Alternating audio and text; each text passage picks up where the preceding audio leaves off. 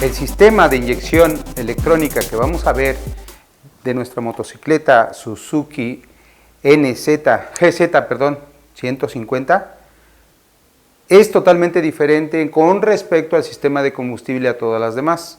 El comportamiento con respecto a lo que es control electrónico de combustible es lo mismo, a excepción de que vamos a hacer una pequeña diferencia entre un sistema FI, que es Fuel Injection, y vamos a llamarlo inyección electrónica de combustible, ¿ok? Y acá vamos a meter una inyección electrónica. Este sería el que normalmente conocemos. Y este sería el sistema DCP, que prácticamente este sistema DCP es propio de la marca Suzuki. Vamos a hablar del sistema de inyección electrónica normal que normalmente conocemos y mencionamos o vamos a mencionar de que contamos con FI Electronic,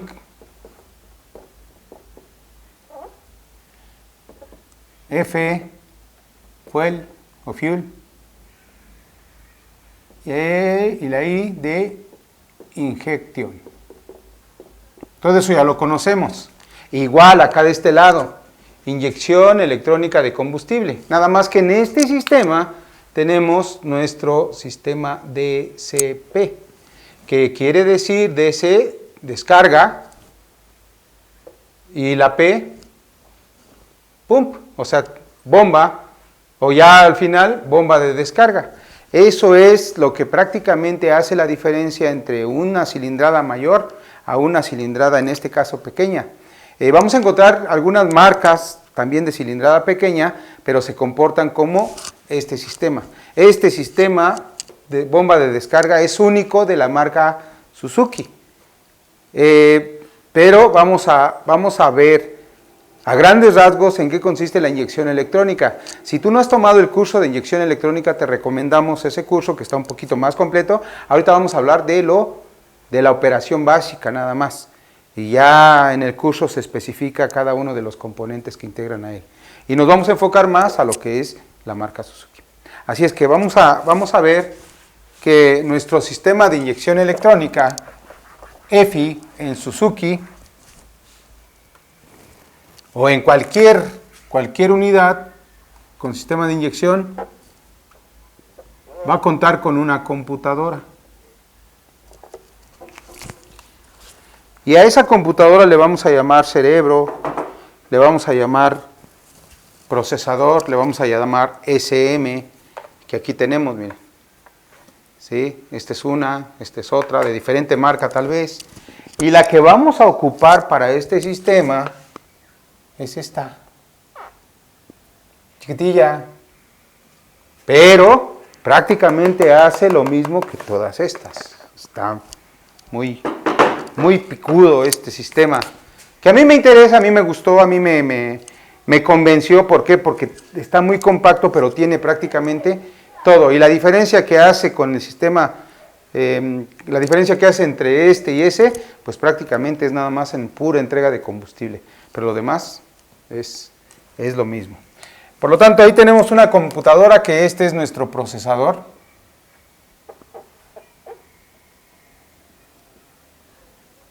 ¿Ok? Y ese procesador viene con diferentes tipos de memorias. En el curso de inyección se les da los tipos de memorias. Y ese procesador recibe información de los componentes que detectan la información, que detectan las condiciones de operación de cómo se está comportando la unidad, y estos son los famosos sensores. Y dentro de nuestros sensores tenemos uno que detecta la temperatura del aire, IAT, Tenemos otro sensor que detecta la temperatura del motor o del refrigerante. En este caso es el aire la temperatura del refrigerante. Puede ser EST o puede ser CTS, como ustedes en la marca lo conocen como sensor de temperatura del refrigerante. Tenemos un TPS, tenemos un MAP, tenemos un sensor CKP, tenemos también un sensor de neutral, parque neutral. Tenemos un sensor, ya dijimos, el sensor TPS, el MAP, el CKP, el parque neutral. Incluso en esta marca, en algunas otras marcas, bueno, vamos a hablar de otras marcas. Tenemos también en algunas otras marcas el sensor de caída, tenemos el sensor de velocidad, ¿ok? Y esos son los que indican las condiciones de operación de la unidad. Dadas estas condiciones de operación de la unidad, la información de cada uno de los sensores son voltajes análogos. Un voltaje análogo que va a cambiar, vamos.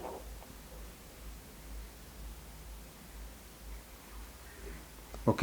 Y la gran mayoría es de 0 a 5 volts, pero ya es una cuestión de cómo es que está diseñada nuestra unidad, nuestro sistema para poder leer e interpretar, y eso lo hace nuestra computadora. O sea que el día T va a haber cambio de temperatura, es un sensor de temperatura, es un sensor de tipo termistor, que va a cambiar su valor de resistencia dependiendo de la temperatura. El TPS es una resistencia variable que cambia de valor dependiendo de la posición de un cursor. El CKP bien puede ser tipo generador, que es en su gran mayoría tipo generador, la famosa bobina pulsante. El sensor de caída normalmente o en su gran mayoría es un sensor de efecto Hall. El MAP nos indica la presión atmosférica que existe a través de una variación de voltaje. El parque neutral necesita la computadora saber que ya aplicaron velocidad para para llevar a cabo un control de algún componente, principalmente la marcha mínima. Al momento de que recibe esa información de todos estos componentes, de todos estos sensores, la computadora sabe qué condiciones de operación se están llevando a cabo, sabe qué temperatura tiene, qué temperatura ambiente hay para empezar, qué temperatura del motor, cómo se encuentra la mariposa de aceleración, si están acelerando o no, cómo se encuentra la unidad, si tiene aplicación de velocidad o no, cómo se encuentra la velocidad de la unidad, si es que se está desplazando o no, cómo se encuentra la altitud, si se encuentra a cierto nivel a cierta altitud a nivel del mar, o sea que si está abajo, arriba, a la mitad, va a saber la computadora. Y en base a eso, en base a todo eso, la computadora principalmente controla un dispositivo que ahora le vamos a llamar controlado, o le vamos a llamar actuador, o le vamos a llamar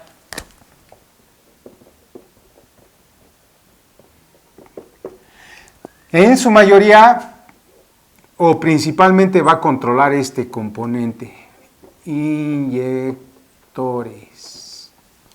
¿Ok? Y esos inyectores no son más que unas válvulas. Veamos cómo es que trabaja un inyector. ¿Ok? Fíjense bien, un inyector es una válvula. Tiene una liga.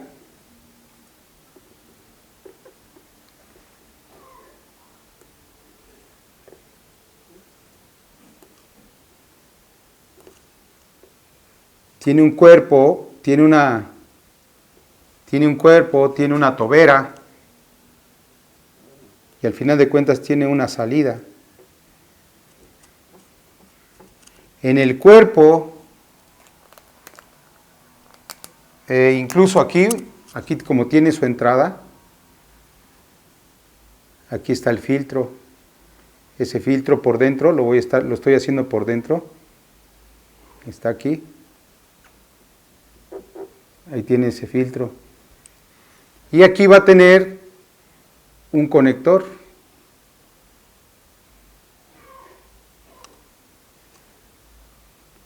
Y dentro va a contar con un embobinado que empieza aquí.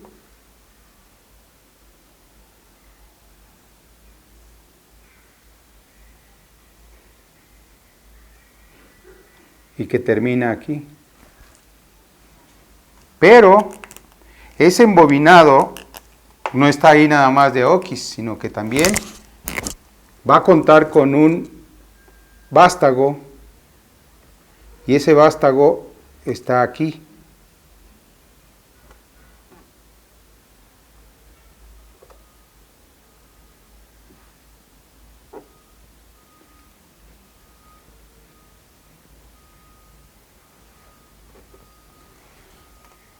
Ahí está su asiento del vástago, y vamos a poner el vástago aquí, mire. Todo esto ya lo tienen el conocimiento alguno de ustedes. Aquí está.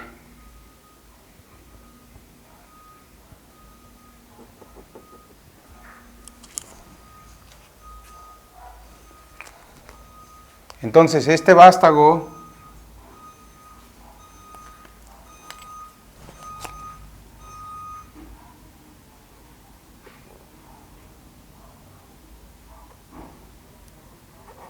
tiene un asiento como si fuese el de la aguja del carburador.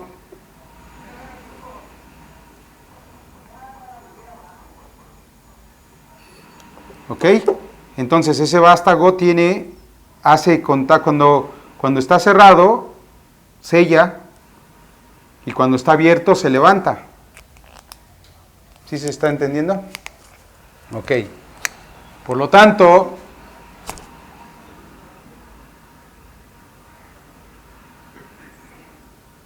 vamos a hacerlo cerrado.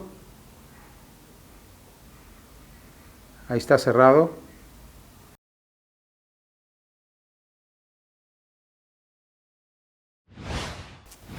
Entonces lo que hace el combustible es entrar por la parte de arriba. Sabemos que va en un riel de inyectores. Esta no es parte, ¿eh? Sabemos que va en un riel de inyectores y aquí está entrando el combustible.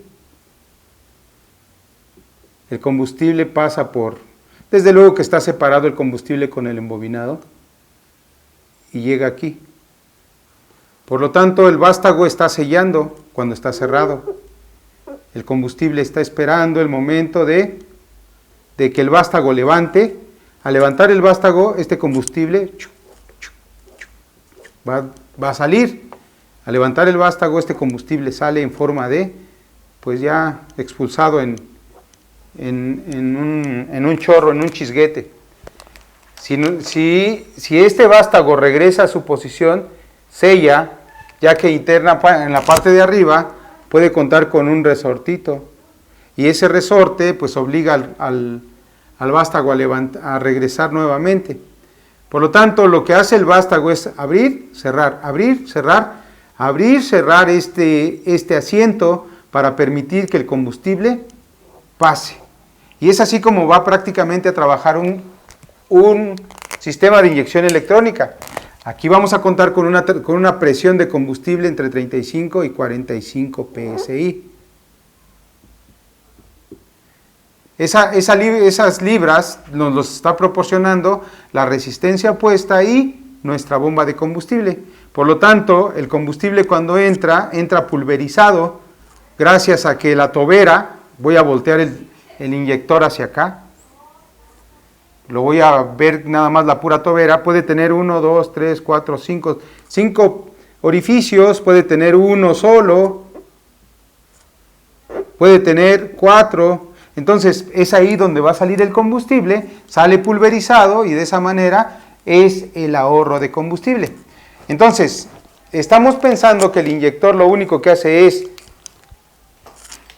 entregar el combustible, gracias a su vástago, levanta, sella, levanta, sella, levanta, sella, levanta, sella, levanta. Así está trabajando. Este inyector, para que pueda operar de esa manera, es necesario que cuente con una alimentación de corriente. Aquí está la corriente, miren. Esta corriente de ignición va a servir para que este embobinado que tenemos aquí, miren, aquí está este embobinado, si le aplicamos corriente y le ponemos tierra, se crea un campo electromagnético.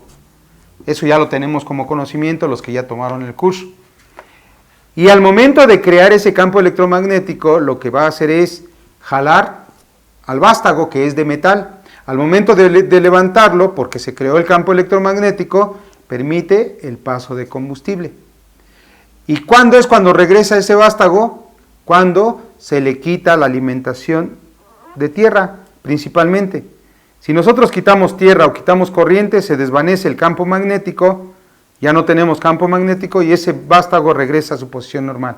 Tenemos tierra y tenemos corriente, se crea el campo electromagnético nuevamente y levantamos el vástago. Prácticamente cuando hay campo, se levanta el vástago. Cuando no hay campo, se regresa el vástago y sella.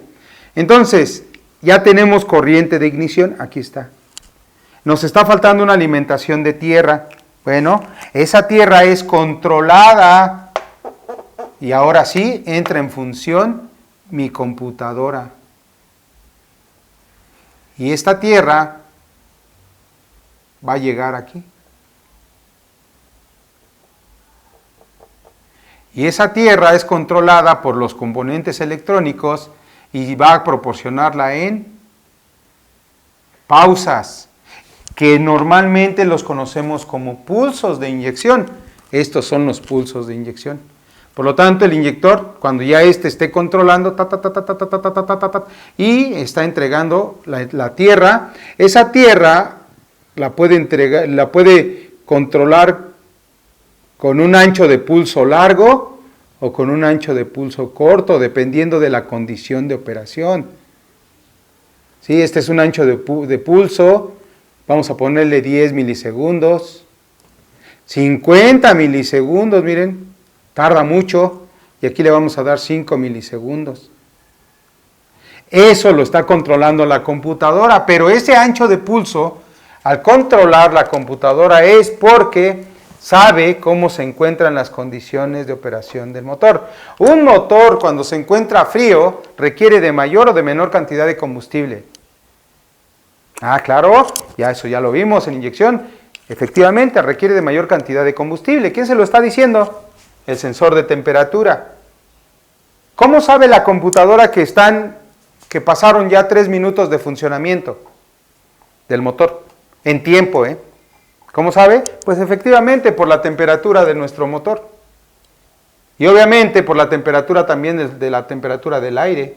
Estos dos son factores para poder darse cuenta, tanto temperatura del motor y temperatura del aire. La computadora debe de comparar temperatura del aire y temperatura del motor para poder darse cuenta el tiempo.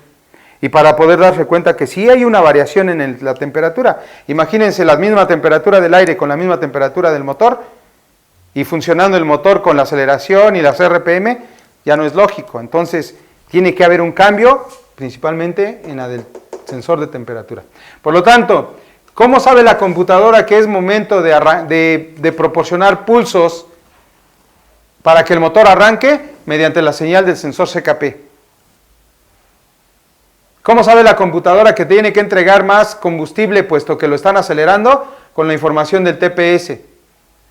¿Cómo sabe la computadora que tiene que entregar más cantidad de combustible porque lo están acelerando y además lo están aplicando una velocidad, la primera velocidad, y se está desplazando? Sensor de velocidad, sensor parque neutral. ¿Cómo sabe la computadora de que estamos a nivel del mar? Sensor MAP. Y a nivel del mar requiere de mayor cantidad de combustible por la gran cantidad de presión o de oxígeno que tenemos allá.